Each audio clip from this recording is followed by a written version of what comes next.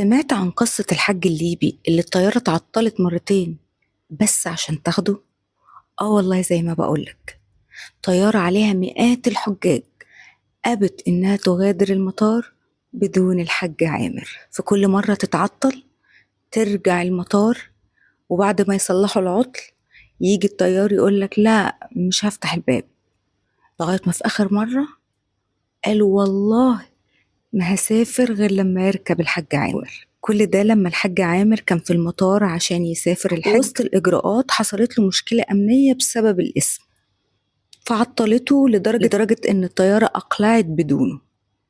فساعتها الأمن قال له معلش يا حاج مش مقسومالك. فالراجل رد عليه بكل ثقة وقال له أنا نيتي الحج، وإن شاء الله الطيارة مش هتطير من غيري.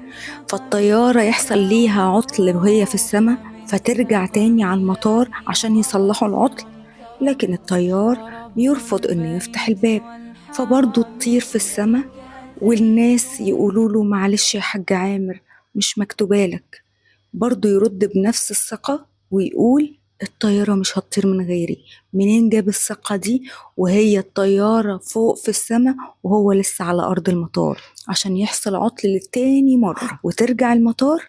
بس المرة دي الطيار يقول والله ما هسافر غير لما يركب الحاج عامر. والقصة دي فكرتني بحكاية جميلة جدا حكاها ابن الجوزي عن خباز بسيط. بيقولك إن الخباز ده كان طول الوقت ذكر ربنا والاستغفار يفرش لسانه، وفي ليلة من الليالي وهو واقف قدام مخبزه اللي في قلب بيته شاف خادم الجامع عمال يطرد في راجل بسبب إن الراجل ده عايز يبات في الجامع. يجيله يمين يجيله شمال يقول له أنا ابن سبيل، برضه خادم الجامع أبدا لا يمكن. فالراجل اتأثر بالموقف فدعا الضيف وقال له تعالى هبيتك عندي ليلاتي. لاحظ إنه طول الليل الخباز وهو بيعجن بيستغفر ربنا وذكر ربنا ما بيفرقش لسانه.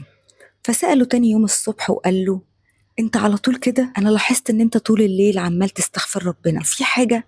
قال له لا ابدا، انا طول الوقت على كده، ذكر ربنا على لساني والاستغفار بالذات.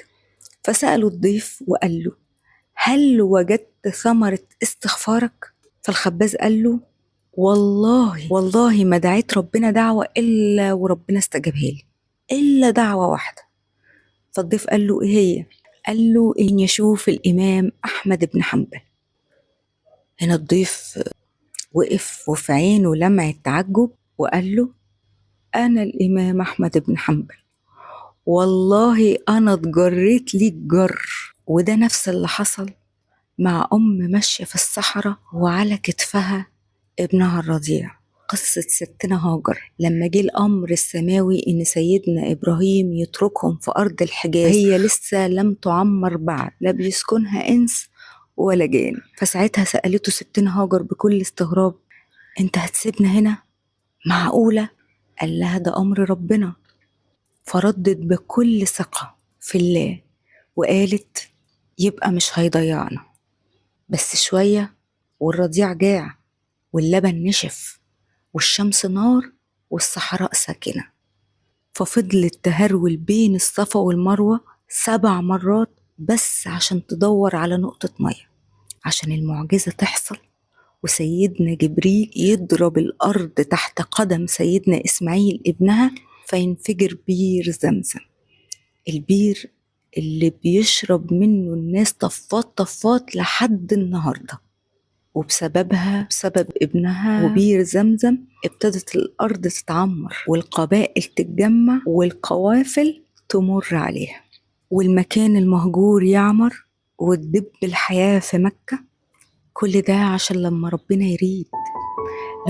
يريد بيطلع المية من قلب الحجر زي ما طلعها لسيدنا إسماعيل من قلب الصحراء. في حاجات كده بتحصل في الدنيا ملهاش تفسير، فجأة تلاقيها اتقفلت في وشك وفجأة برضو تلاقي الدنيا اتشقلبت عشان تحس انك اتأخرت او اتعطلت او اتمنعت انك تروح مكان او اتمنعت عنك حاجة، عشان فجأة تكتشف ان اللي انت فاكره تأخير كان ترتيب، وكأن الكون بيجهز لك وبيجهزك لاستقبال لحظة من أعظم لحظات تجليات الله عليك. كأن ربنا عايز يدوقك عظيم إرادته وقدرته لما فجأة المستحيل يتحول ليك لممكن.